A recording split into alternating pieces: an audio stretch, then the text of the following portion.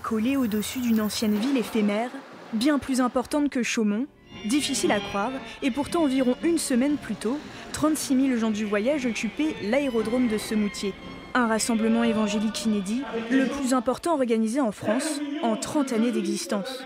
L'événement maintenant terminé, l'heure était au bilan à la préfecture de la Haute-Marne, un compte-rendu globalement positif. En matière d'ordre public, en matière de trafic routier, tout s'est plutôt bien passé parce que nous avions à la fois les forces nécessaires et puis aussi, j'ai envie de dire, parce que nous avions un contact tout le temps avec le pasteur, avec l'ensemble de nos partenaires pour pouvoir réagir tout de suite à une situation de crise. En termes de délinquance à proprement parler, on note une baisse de pratiquement 4% des cambriolages sur l'ensemble de la Haute-Marne pendant le rassemblement Vie et Lumière.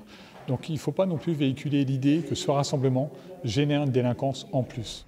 Pour encadrer le rassemblement, entre 600 et 700 agents des forces de l'ordre ont été mobilisés pendant une semaine.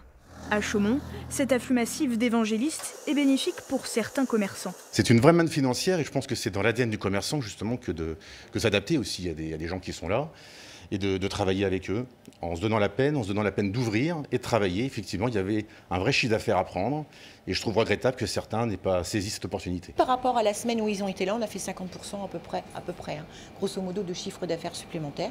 Donc ce n'est pas négligeable.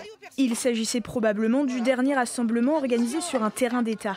Selon les autorités, l'association organisatrice de l'événement devra acquérir un terrain pour les prochaines éditions.